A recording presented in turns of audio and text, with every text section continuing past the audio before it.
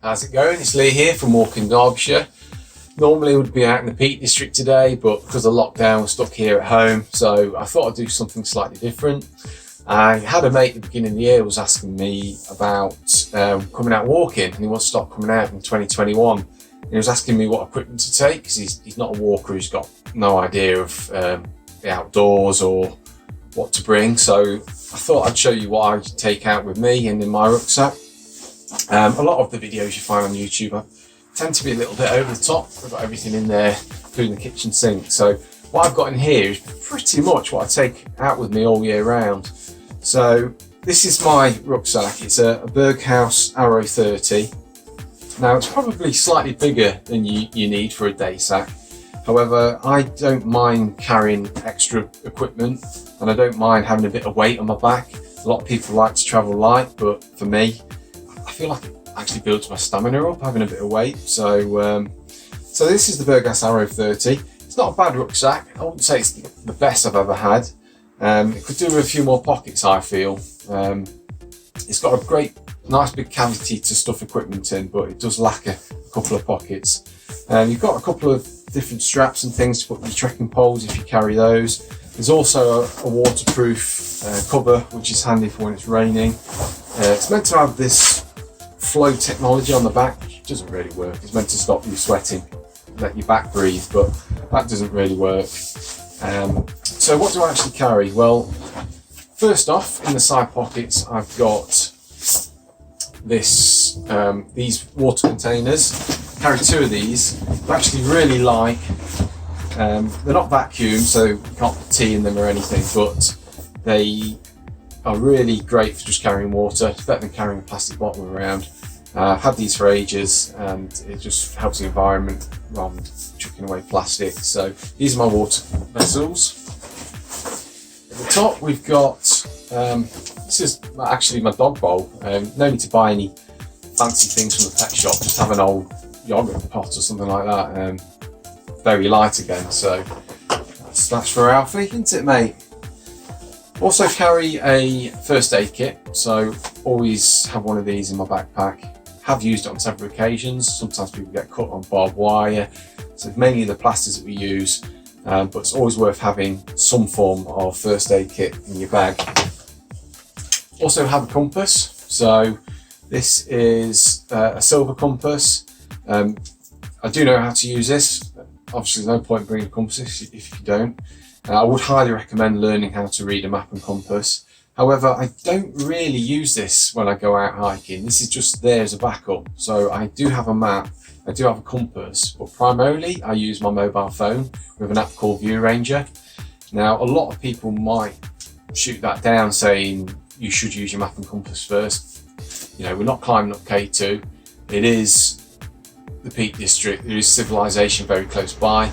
There are a couple of spots like Kinder Plateau or around Bleaklow where you have got to be a bit careful, but mainly in Derbyshire and around the Peak District you are pretty safe. So that's my compass. I also carry a head torch. This comes around with me all year. Very handy for winter when it starts getting dark around 4 o'clock. However, it's great to have one if you stumble upon a cave or an old mine in the Peak District. Far better than your LED on your mobile phone. In addition, I'm a bit torch crazy actually. I've got several in the house, but this is a really small, neat little rechargeable torch. Very light again, so this just comes with me in the bag, which is really handy again if you're going into a cave or in the winter months. So that's the top pocket. So actually inside the bag we have, these are really useful to get actually. I've had these for ages. They're called dry sacks, and it's just added protection for your equipment. They're very light, and they help compact everything in your bag, and basically just put your different equipment inside. So in here I always probably wouldn't take these out in winter, well in summer sorry, but a pair of waterproof gloves, very handy. The two elements that you've got to be really careful of in the winter are rain and wind. And once you get cold, it's very hard to warm up again. So always carry a spare pair of gloves. In the next dry sack, I think this is my Berghaus shell.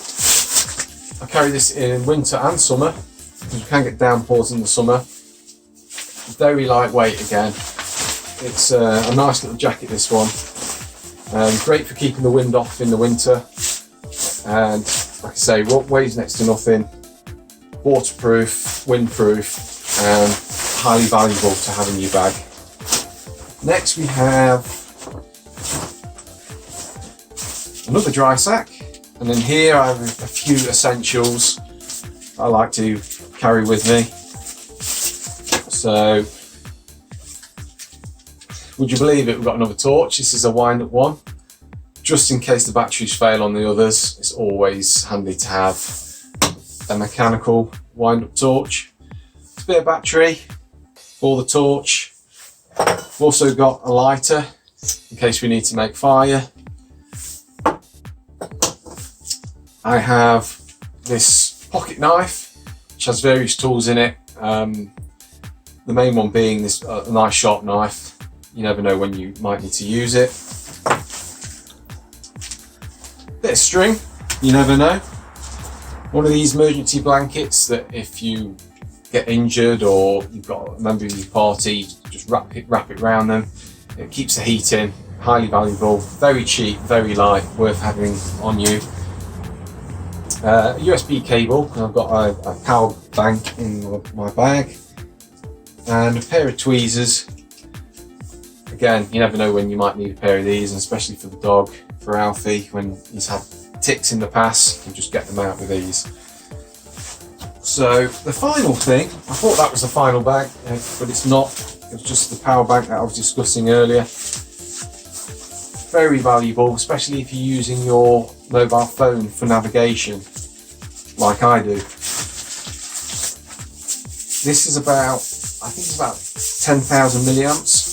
So you'll get 2 or 3 charges out of this on a journey, but highly valuable as a backup for your mobile phone. You can actually charge other devices. I can actually charge the torch with this as well if needed. So that is the lot. Apart from this, but it never really comes out of my bag. This is the OS map for this is the Dark Peak.